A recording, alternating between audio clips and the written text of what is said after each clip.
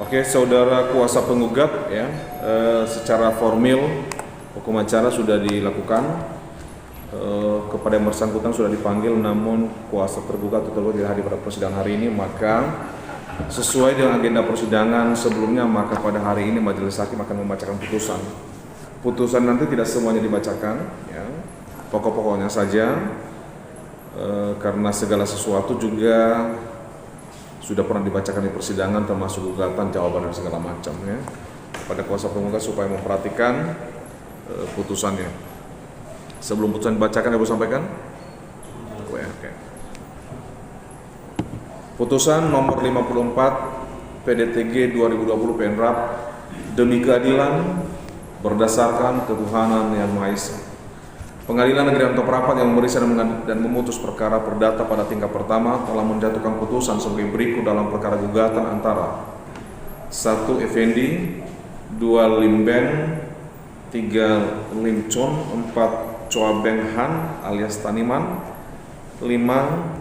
Vanessa Francisca Choa, 6. Susi Ana, 7. Katarina Karel, 8. Ni Miri Choa, 9. Veronica Francisca Choa, 10. Elvira Christina, 11. Rudi, 12. Meritan, 13. Lebih Hoa, 14. Edi Sutanto, 15.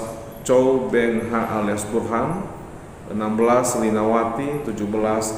Eden Stefan, 18. Choa Beng Chun Suhartono, 19. Evangeline Choa, 20. Sari Dewi, 21. Elis Markova, 22. Jerry Choa, 23. Potian Herlina, 24. Pi Gyok Le alias Tukinam, 25. Kelvin, 26. Suwandi, 27. Kalista, 28. Choa Beng Pek.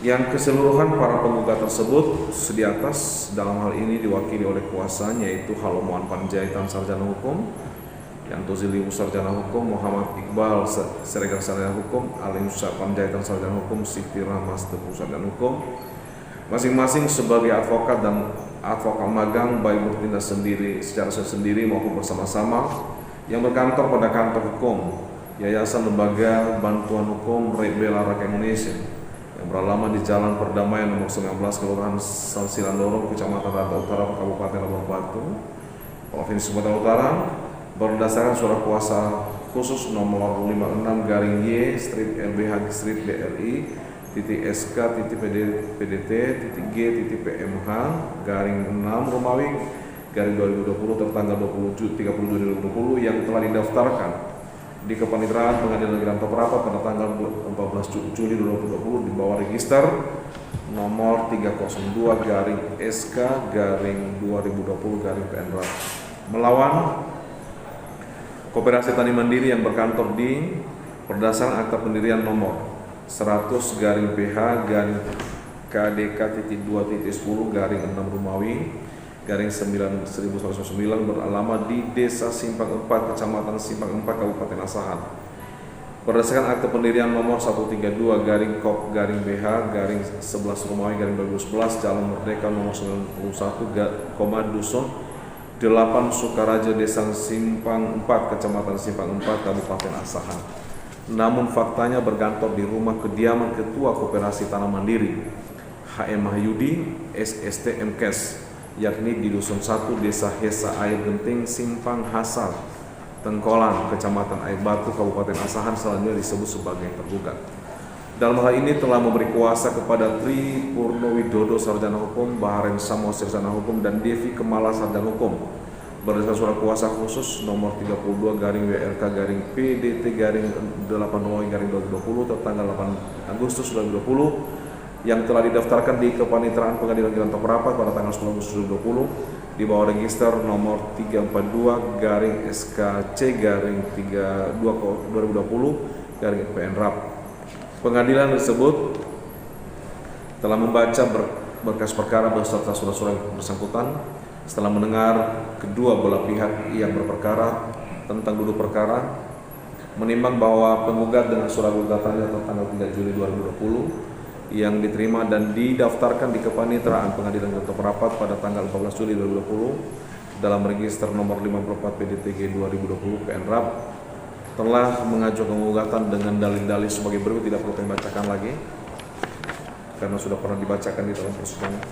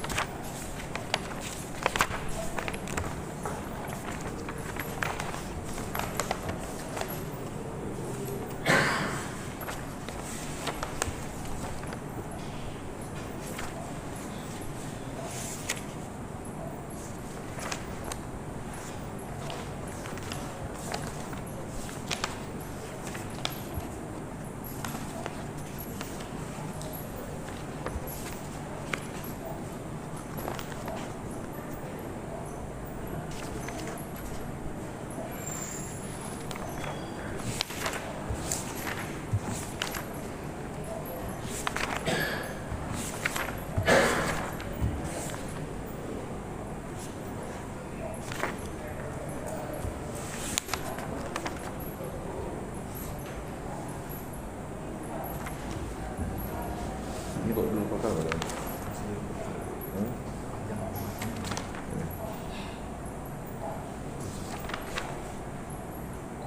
Dasar standing.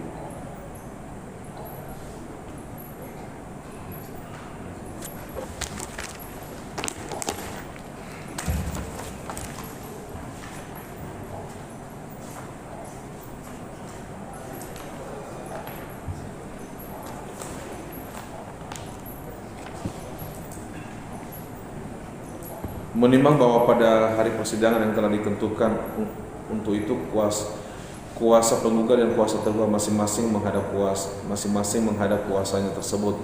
Menimbang bahwa majelis hakim telah mengupayakan perdamaian di antara para pihak melalui mediasi sebagaimana diatur dalam Permen Nomor 1 2016 tentang prosedur mediasi di pengadilan dengan menunjuk Muhammad Al-Qudri Sarjana Hukum, Hakim Pengadilan Negeri Jakarta sebagai mediator. Menimbang bahwa berdasarkan laporan hasil Hakim mediator, upaya perdamaian tersebut dinyatakan gagal tidak berhasil. Menimbang bahwa oleh karena itu pemeriksaan perkara dilanjutkan dengan membacakan surat gugatan yang mana terhadap gugatan tersebut oleh kuasa penggugat dinyatakan tetap pada surat gugatannya.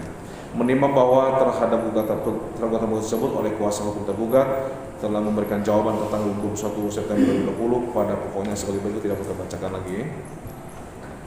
Menimbang bahwa atas jawaban dari kuasa tergugat, maka kuasa penggugat telah mengajukan replik pada tanggal 5 Oktober 2020 dan atas replik dimaksud kuasa tergugat itu sudah mengajukan duplik yang disampaikan pada tanggal 12 Oktober 2020. Menimbang bahwa selanjutnya untuk menguatkan dalil gugatannya, kuasa penggugat telah mengajukan bukti surat, yaitu bukti surat penggugat tertanda P1 sampai dengan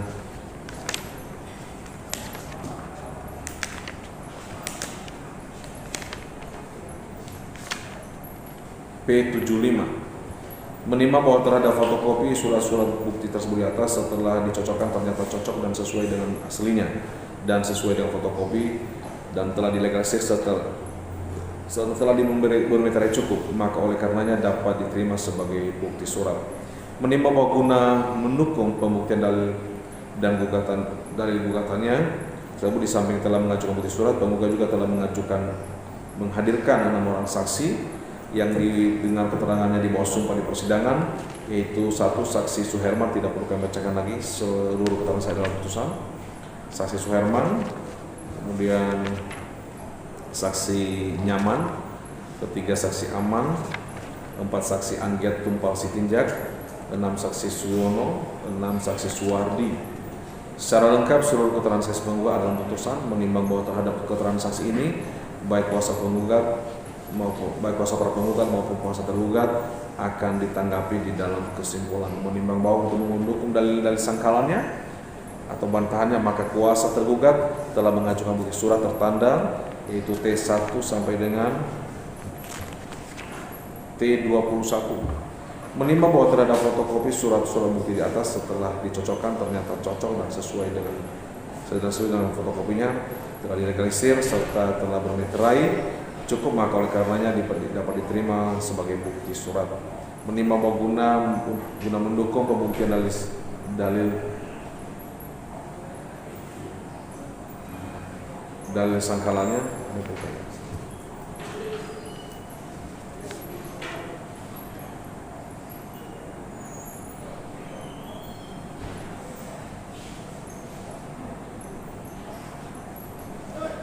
di samping telah mengajukan bukti surat, tergugat juga telah mengajukan atau menghadirkan 4 orang saksi yang didengar keterangannya di bawah sumpah atau janji. 1. Saksi Saliman, saksi Timbul Pandiangan, saksi Darman Silalahi, dan saksi Remondia Starigan, yang mana seluruh keterangan saksi termuat dalam putusan secara lengkap.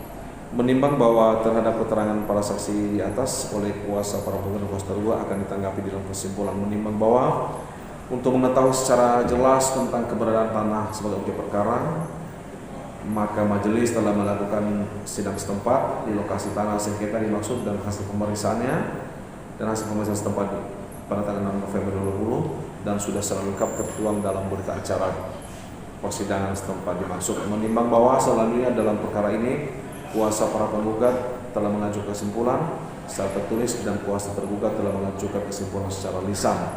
Menimbang bahwa pada akhirnya kedua belah pihak menyatakan tidak ada yang mau disampaikan lagi dan mohon putusan. Menimbang bahwa untuk mempersingkat segala uraian dan fakta dalam persidangan ini, maka segala sesuatu yang berkaitan dengan persidangan ini cukup dalam mengingat pada berita acara dipandang sebagai bagian integral yang tidak terpisahkan dan turut pula dipertimbangkan dalam putusan ini tentang pertimbangan hukum.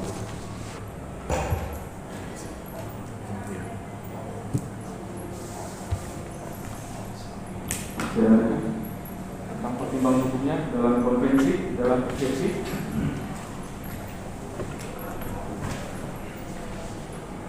Menimbang bahwa selanjutnya majelis hakim terlebih dahulu mempertimbangkan keberatan eksepsi dari kuasa tergugat yang pada pokoknya menyatakan bahwa yang pertama, tentang para penggugat tidak beritikat baik dalam proses mediasi sehingga gugatannya harus dinyatakan tidak dapat diterima.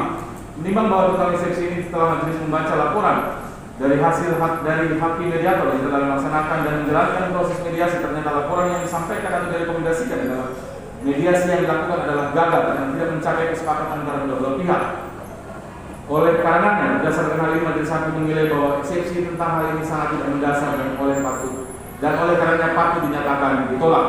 Poin kedua, gugatan para penggugat kurang pihak. Menimbang bahwa tentang eksepsi poin ini, menurut hemat majelis hakim menilai bahwa untuk menentukan siapa-siapa yang akan dijadikan pihak dalam perkara perdata adalah merupakan hak dari pihak penggugat. Karena apabila penggugat merasa haknya dilanggar, maka penggugat dapat mengajukan gugatan terhadap pihak yang melanggar haknya penggugat.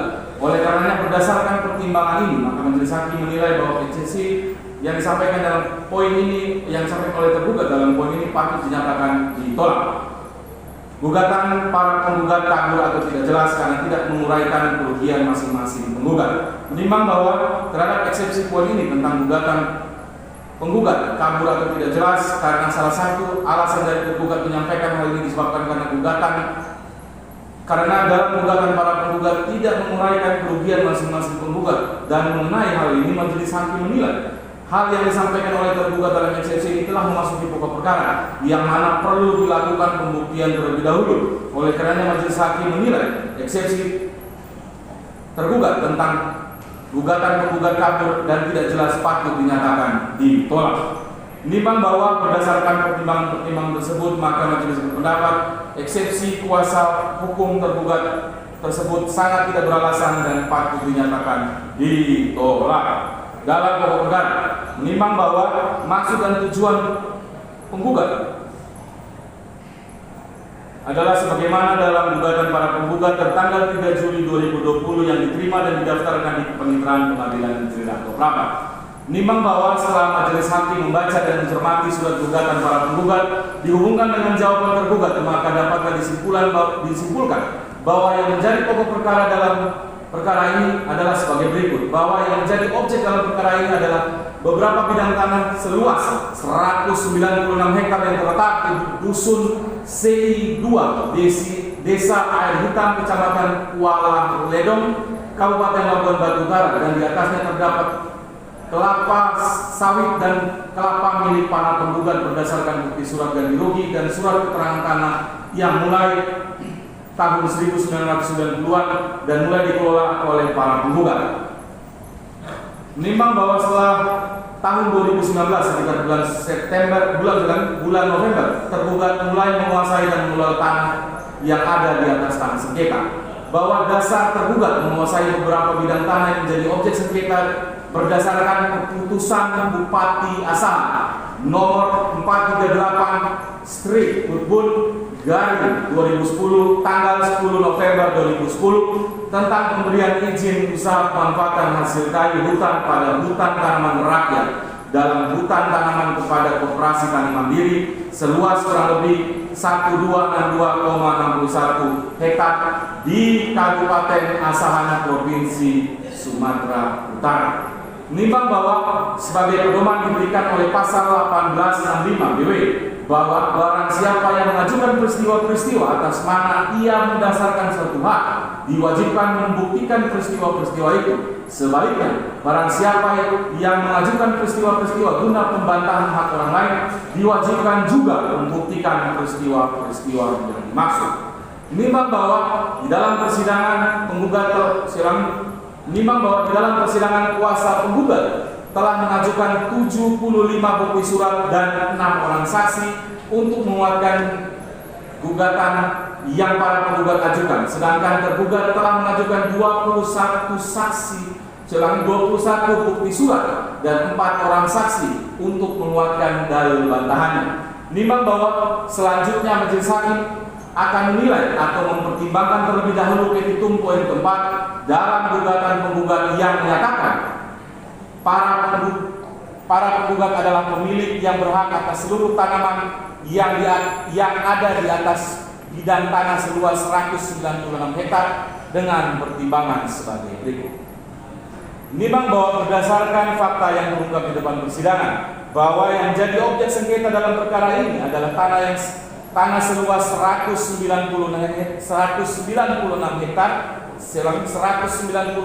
hektar yang terdapat di Dusun CI 2, Desa Air Hitam, Kecamatan Kuala Ledong, Kabupaten Labuan Batu Utara, dan di atas tanah yang menjadi objek sengketa dalam perkara ini terdapat beberapa tanaman antara lain pohon kelapa dan pohon sawit.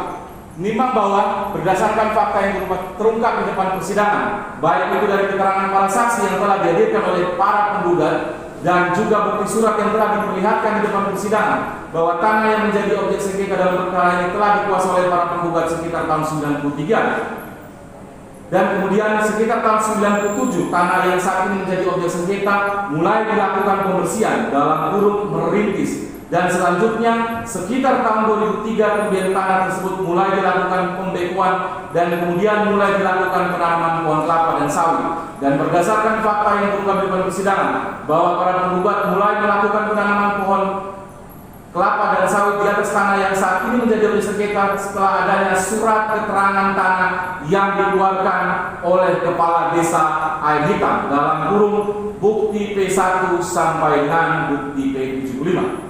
Menimbang bahwa selanjutnya berdasarkan fakta yang terungkap di persidangan bahwa sekitar tahun 2019 khususnya bulan November, para penggugat tidak lagi dapat melakukan pemanenan dan menguasai tanah yang saat ini menjadi sengketa disebabkan karena adanya klaim dari tergugat yang berpegang dengan surat keputusan Bupati Asahan nomor 438/Purbun-2010 tanggal 10 November 2010 tentang pemberian izin usaha pemanfaatan hasil hutan kayu pada hutan tanaman rakyat dalam hutan tanaman kepada Koperasi Tani Mandiri seluas kurang lebih 1,262,61 hektar di Kabupaten Asahan, Provinsi Sumatera Utara dalam kurung bukti K1.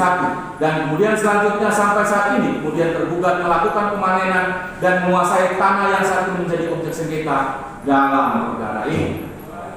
Menimbang bahwa berdasarkan fakta di atas, maka dapatlah fakta bahwa para penggugat yang mana adalah pihak yang telah menguasai tanah sejak tahun 1997 berdasarkan bukti P1 sampai P75 dan kemudian melakukan penanaman di atas tanah sengketa. Namun kemudian sekitar tahun 2019 tergugat yang mengklaim bahwa tanah yang telah dikuasai oleh para penggugat adalah tanah hutan rakyat dan kemudian mulai menguasai tanah tersebut dengan berdasarkan surat keputusan Bupati Asana. Menimbang bahwa berdasarkan fakta yang terungkap di persidangan, baik pihak para penggugat dan tergugat sepakat bahwa tanah yang menjadi objek sengketa terletak di Dusun CI 2, Desa Air Hitam, Kecamatan Kuala Ledong, Kabupaten Labuan Batu Utara. Dan hal ini pun kemudian majelis hakim telah melakukan pemeriksaan setempat di objek sengketa, yang mana kedua belah pihak pun sama-sama menunjukkan tanah yang menjadi objek sengketa. Menimbang bahwa berdasarkan bukti surat yang diperlihatkan oleh kuasa tergugat, yakni bukti T1 tentang keputusan Bupati Asana nomor 438 tanggal 10 November 2010 tentang pemberian izin usaha pemanfaatan hasil hutan kayu kepada Koperasi Tani Mandiri seluas 1.1262,61 hektar di Kabupaten Asana, Provinsi Sumatera Utara, yang mana bukti surat inilah yang kemudian dijadikan oleh tergugat untuk menguasai tanah yang saat ini menjadi objek sengketa.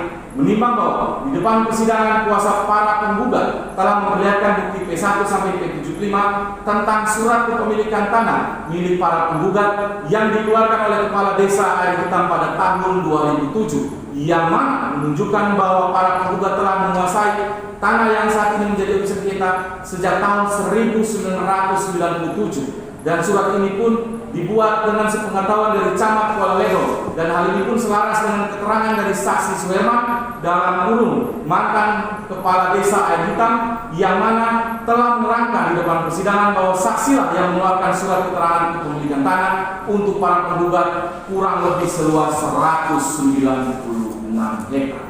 190 hektar. Menimbang bahwa selanjutnya berdasarkan surat inilah, maka kemudian para penggugat mengelola tanah yang saat ini menjadi objek sengketa dengan cara menanam pohon kelapa dan menanam pohon kelapa sawit dan pohon kelapa di atas tanah yang menjadi objek sengketa sejak tahun 1997. Dan hal ini pun dikuatkan dengan keterangan para saksi yang telah dihadirkan oleh para penggugat, antara lain saksi Aman, saksi Nyaman, saksi Suwadi, dan saksi Suwono. Dan hal ini pun selaras dengan saksi yang telah dihadirkan oleh tergugat, yakni saksi Salima. Namun ternyata kemudian sekitar tahun 2019 para penggugat tidak bisa lagi memanen hasil tanaman yang telah mereka tanam karena adanya pihak dari tergugat yang melarang serta menghalangi kegiatan dari para penggugat. Dan juga malahan sampai saat ini ternyata berdasarkan fakta yang terungkap dalam persidangan bahwa yang melakukan kegiatan pemanenan adalah anggota kelompok tani mandiri dalam kurung tergugat. Menimbang bahwa di depan persidangan pun telah didengarkan saksi yang telah dihadirkan oleh tergugat, yakni saksi Darman Sidalahi dalam kurung saksi bekerja di Balai Hutan Produksi Wilayah 3 Medan, yang telah memberikan keterangan di bawah sumpah bahwa saksi adalah orang yang telah melakukan verifikasi awal terhadap tanah sengketa setelah izin usaha pemanfaatan hasil hutan kayu pada hutan tanaman rakyat dalam hutan tanaman kepada Koperasi Tani Mandiri dikeluarkan oleh Bupati Asana, yang mana saksi menerangkan bahwa saksi memang telah melakukan verifikasi dengan melakukan pengecekan di beberapa desa yang masuk dalam izin usaha tersebut, antara lain Desa Pembangunan, Desa Seri Kepayang, Desa Simpang 4, Kecamatan Simpang 4, yang mana desa-desa tersebut masuk dalam wilayah Kabupaten Asana. Dan verifikasi tersebut dilakukan dengan melibatkan kepala desa yang desanya masuk dalam izin tersebut, tetapi khususnya di Dusun CI 2, Desa Air Hitam, Kecamatan Kuala Ledong, Kabupaten Labuan Batu Utara, tepatnya beradanya objek sengketa. Saksi dan tim tidak pernah melakukan verifikasi dan juga tidak pernah menghubungi tokoh masyarakat ataupun tokoh adat di Desa Air Hitam. Namun kemudian saksi memasukkan laporan bahwa Desa Air Hitam juga termasuk tempat yang masuk dalam izin usaha pemanfaatan hasil hutan kayu pada hutan tanaman rakyat. dalam hutan tanaman yang juga yang menjadi fakta yang menarik adalah saksi Darman Segalahi menerangkan bahwa di atas tanah yang saat ini menjadi objek sengketa, saksi melihat ada pohon kelapa yang telah berdiri. Namun saksi tidaklah mengetahui siapa pemilik dari tanaman-tanaman tersebut. Dan juga berdasarkan keterangan dari saksi Darman Segalahi, ternyata proses verifikasi awal tidak pernah dilakukan sosialisasi kepada masyarakat setempat serta tokoh pemerintah, khususnya di atas tanah sengketa. Menimbang bahwa di depan persidangan kuasa tergugat telah memperlihatkan beberapa bukti, namun setelah majelis hakim mencermati dan meneliti satu demi satu bukti surat yang diperlihatkan oleh kuasa tergugat, ternyata tidak ada satupun bukti yang menunjukkan bahwa adanya tembusan atau pemberitahuan dan juga berita acara serah terima dari pemerintahan Kabupaten Labuan Batu Utara kepada pemerintah Kabupaten Asahan terhadap tanah yang saat ini menjadi objek sengketa dalam perkara ini. Karena di satu sisi tergugat mengklaim yang menjadi objek sengketa adalah milik dari tergugat berdasarkan surat keputusan Bupati Asahan, sedangkan tanah yang saat ini menjadi objek sengketa masuk dalam wilayah Kabupaten Labuan Batu Utara. Sehingga berdasarkan fakta ini, majelis hakim menilai menjadi hal yang aneh dan menjadi hal yang aneh. Kemudian surat keputusan dari Bupati Kabupaten Asahan berlaku atau digunakan juga di tanah yang berada di Kabupaten Labuan Batu Utara. Menimbang bahwa berdasarkan fakta yang terungkap di bahan persidangan, baik dari keterangan saksi yang dihadirkan oleh para penggugat, antara lain saksi Anggiat Tumpal Setinjat, saksi Siwono, dan hal ini pun dikuatkan dengan saksi yang dihadirkan oleh tergugat, yakni saksi Timbung Pandiangan, bahwa sekitar tahun 2019 pernah terjadi tindak pidana pengeroyokan yang dilakukan oleh anak buah dari penggugat satu kepada anggota Koperasi Tani Mandiri. Dan kemudian atas tindakan dari anak buah dari penggugat satu, kemudian anggota kelompok Tani Mandiri melaporkan kejadian tersebut ke Polres Labuan Batu, dan akhirnya proses persidangan dan kemudian disidangkan serta divonis di Pengadilan Negeri Rantau Rata. Menimbang bahwa izin usaha pemanfaatan hasil hutan kayu tanaman rakyat merupakan izin usaha untuk memanfaatkan hasil hutan berupa kayu hasil hutan ikutannya pada hutan produksi yang diberikan kepada perorangan atau koperasi untuk meningkatkan potensi dan kualitas hutan produksi dengan menerapkan sirkulator yang sesuai dengan yang sesuai untuk menjamin kelestarian sumber daya hutan. Kegiatan ini dilakukan di kawasan hutan alam dan produksi yang dikonversi menjadi hutan tanaman, yakni kawasan produksi yang tidak produktif dan dibebani hak atau perizinan lainnya. Jangka waktu izin IUPHK strip HTR paling lama 60 tahun dan dapat diperpanjang satu kali untuk jangka waktu 35 tahun. Dalam hal pengembangan HTR terdiri dari pola mandiri, yakni HTR dibangun oleh pemegang izin dengan biaya sendiri dalam kurun modal sendiri atau pinjaman. Strip pola kemitraan, yakni HTR dibangun bersama mitra dengan biaya dari mitra berdasarkan perjanjian kerjasama kemitraan, dan pola developer HTR dibangun oleh developer pada rotasi pertama dengan biaya dari pinjaman dana bergulir. Selanjutnya ada pengalihan akad kredit dari developer kepada pemegang izin. Pengelolaan ini dilaksanakan melalui tahapan di mana masyarakat di dalam dan di sekitar hutan membentuk koperasi yang dapat mengelola paling luas 700 hektar dan perorangan paling luas 15 hektar dengan dukungan pendanaan dari pusat melalui pembiayaan pembangunan hutan untuk kredit dengan bunga ringan. Menimbang bahwa tahapan pengajuan izin perorangan atau kelompok garing koperasi membuat surat permohonan IUPHK strip HTR kepada Bupati garing Wali Kota atau kepada Kepala KPHP melalui Kepala Desa dengan tembusan kepada Kepala UPT. Surat permohonan tersebut dilengkapi yang pertama untuk perorangan membentuk kelompok tani, strip pertama fotokopi KTP, daftar anggota kelompok tani hutan, surat keterangan domisili dari Kepala Desa di mana pemohon tinggal, sketsa areal yang dimohonkan dalam kurung pembuatan sketsa difasilitasi oleh pendamping HTR. Yang kedua, untuk koperasi melampirkan fotokopi akte pendirian, daftar anggota koperasi, surat keterangan dari kepala desa bahwa koperasi tersebut dibentuk oleh masyarakat desa setempat, bukan dari luar desa tersebut. Dalam kurung, beberapa desa di sekitar hutan dapat membentuk satu koperasi HTR. Strip berikutnya, surat keterangan dikeluarkan setelah kepala desa melakukan verifikasi fotokopi akte pendirian. Strip berikutnya, peta areal yang dimohonkan untuk luasan di atas 15 hektar dengan paling kecil skala 1:1000 dalam kurung pembuatan peta difasilitasi oleh pendamping HTR. Sketsa atau peta yang diusulkan dilengkapi dengan informasi. Yang pertama, wilayah administrasi pemerintahan. Yang kedua, koordinat.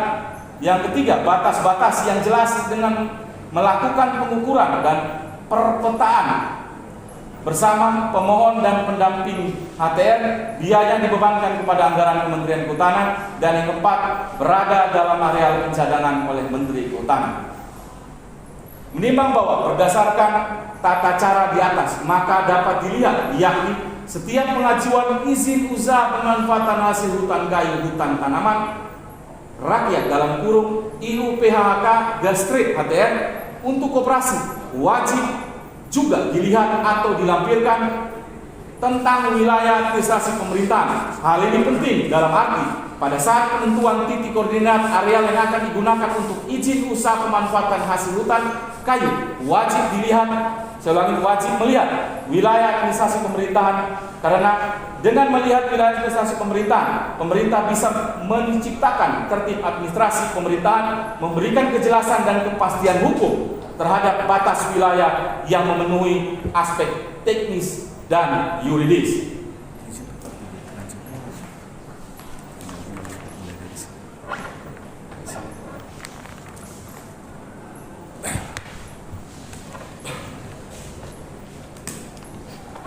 Kami lanjutkan. Menimbang bahwa berdasarkan uraian di atas dan dihubungkan dengan fakta yang terjadi di dalam persidangan, maka dapat dilihat klaim dari tergugat dengan dasar surat keputusan Bupati Asahan nomor 438 garing Putbun garing 2010 tanggal 10 November 2010 tentang pemberian izin usaha pemanfaatan hasil hutan kayu pada hutan tanaman rakyat dalam hutan tanaman kepada Koperasi Tani Mandiri seluas kurang lebih 1262,61 hektar di Kabupaten Asahan, Provinsi Sumatera Utara, kemudian mencaplok atau mengambil secara sepihak tanah beserta tanaman yang ada di atasnya. Kemudian berdalih bahwa hal tersebut atas dasar surat keputusan Bupati Asahan, padahal tanah yang saat ini menjadi objek sengketa berada di kabupaten yang berbeda, yaitu Kabupaten Labuhan Batu Utara. Sehingga dapat menjadi pertanyaan, apakah dengan surat keputusan dari Bupati Asahan kemudian tergugat bisa mengklaim tanah yang berada di kabupaten yang berbeda. Dan juga yang patut diingat bahwa sejak awal proses verifikasi yang dilakukan sebelum terbitnya izin usaha pemanfaatan hasil hutan kayu hutan tanaman rakyat atau IUPHK HTR sudah menyalahi aturan yang berlaku, karena verifikasi yang dilakukan tanpa disertai dengan verifikasi yang benar, yakni wajib juga melibatkan tokoh masyarakat,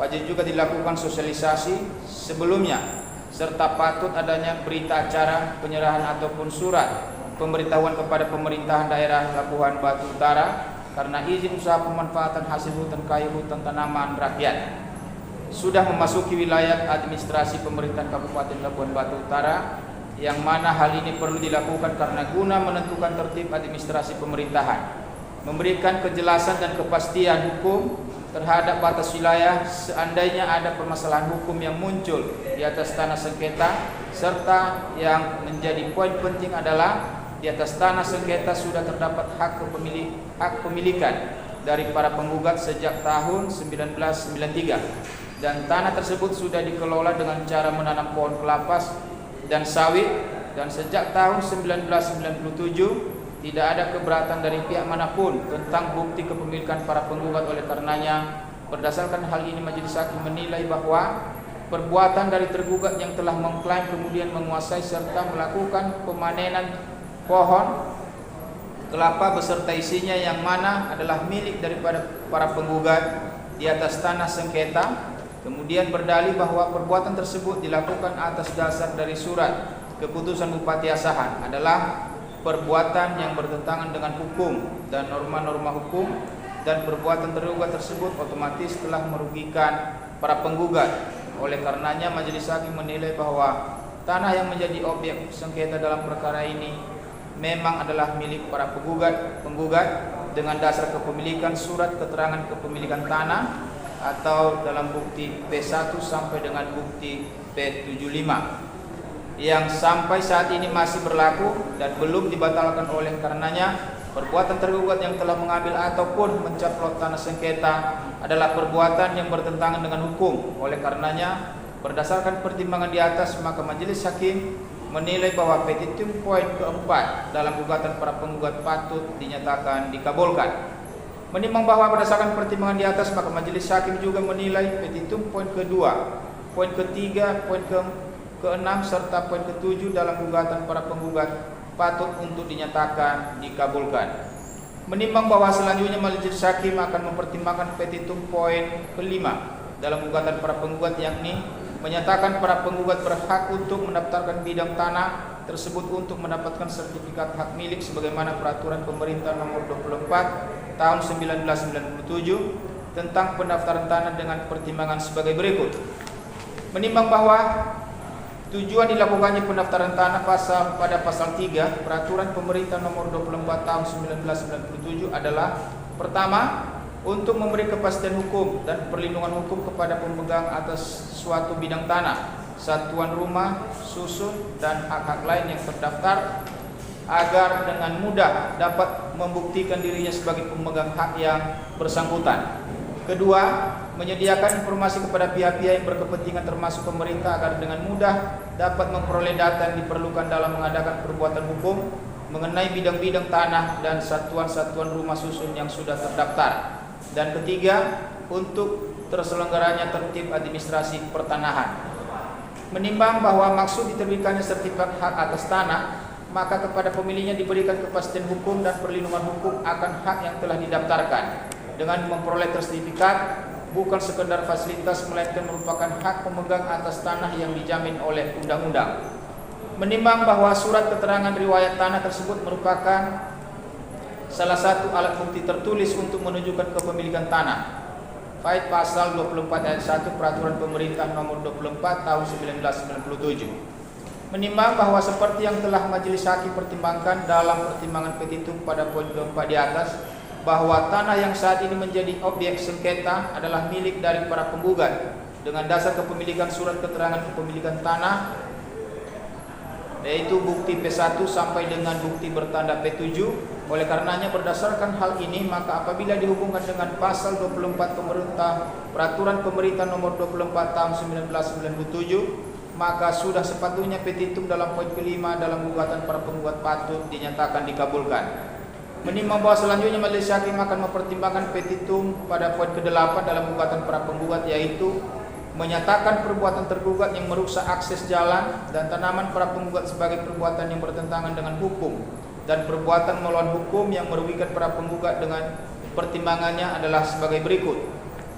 Menimbang bahwa terhadap petitum poin ke-8 majelis hakim menilai bahwa seperti yang telah dipertimbangkan dalam pertimbangan petitum pada poin keempat di atas, bahwa tanah yang menjadi objek sengketa beserta isinya adalah dari para penggugat dan juga perbuatan tergugat yang telah menguasai dan melakukan pemanenan terhadap tanaman yang ada di atas tanah sengketa adalah perbuatan yang bertentangan dengan hukum, maka sudah sepatutnya petitum poin ke-8 dalam gugatan para penggugat patut dinyatakan untuk dikabulkan. Menimbang bahwa selanjutnya majelis hakim akan mempertimbangkan petitum pada poin ke-9, yakni meletakkan sita jaminan atas objek gugatan seluas kurang lebih 190 hektar dan seluruh tanaman yang ada di atasnya, dengan pertimbangannya adalah sebagai berikut. Menimbang bahwa terhadap petitum poin ke-9 majelis hakim menilai bahwa sejak awal perkara ini oleh majelis tidak pernah meletakkan sita jaminan terhadap objek sengketa. Oleh karenanya sudah sepatutnya maka petitum poin pada poin ke-9 dalam gugatan penggugat patut untuk dinyatakan ditolak.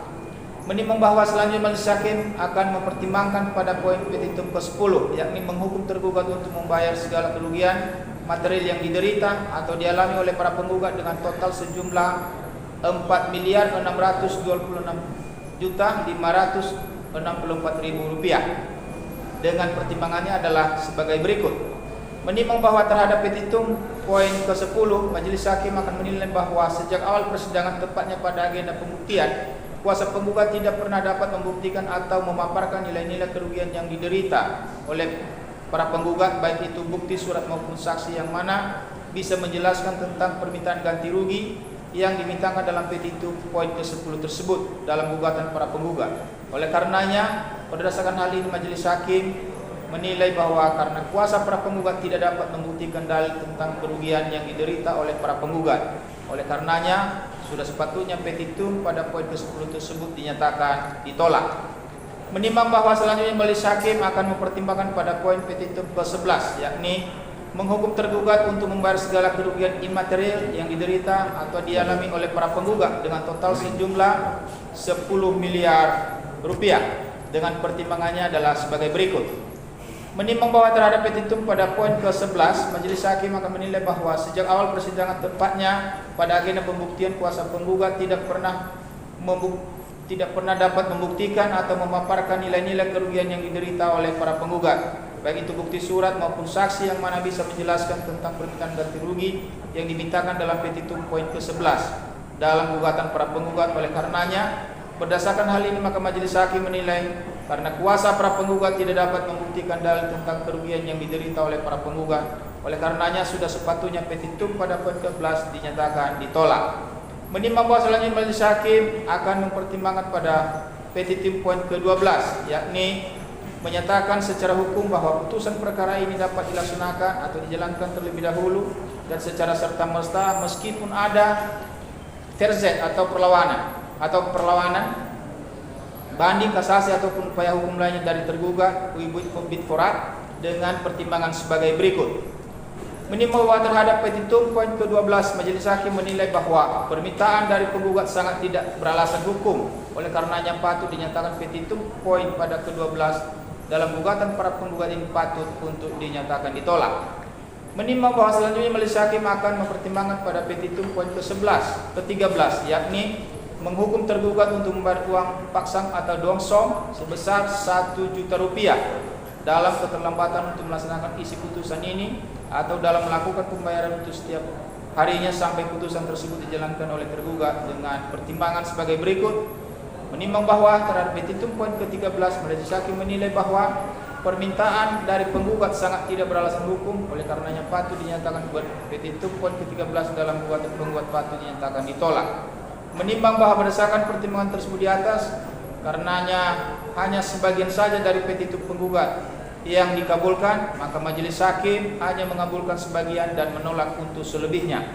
Dalam rekonvensi, menimbang bahwa mengenai gugatan rekonvensi yang diajukan oleh penggugat rekonvensi atau tergugat konvensi, majelis menilai bahwa karena dalam petitum para tergugat rekonvensi atau para penggugat konvensi telah dikabulkan dan menyatakan bahwa para tergugat rekonvensi atau para penggugat konvensi sebagian pemilik dari beberapa bidang tanah yang saat ini menjadi objek perkara, dan juga menyatakan bahwa penggugat rekonvensi atau tergugat konvensi telah melakukan suatu perbuatan melawan hukum, sehingga otomatis majelis hakim menilai petitum dalam gugatan rekonvensi yang disampaikan oleh penggugat rekonvensi atau tergugat konvensi patutlah dinyatakan ditolak untuk seluruhnya. Dalam konvensi dan rekonvensi, menimbang bahwa karena tergugat konvensi atau penggugat rekonvensi sebagai pihak yang dikalahkan, maka kepada tergugat konvensi atau penggugat rekonvensi dengan berpedoman pada pasal 181 HR atau pasal 192 LBG, tergugat konvensi atau penggugat rekonvensi harus dihukum untuk membayar segala biaya yang timbul dalam perkara ini, baik dalam konvensi maupun dalam rekonvensi, yang jumlahnya akan ditetapkan dalam amar putusan sebagaimana tertera di bawah ini. Menimbang bahwa terhadap bukti-bukti lain yang telah dihadirkan oleh para penggugat maupun tergugat tidak dipertimbangkan dalam pertimbangan di atas, maka patut pula dinyatakan untuk dikesampingkan.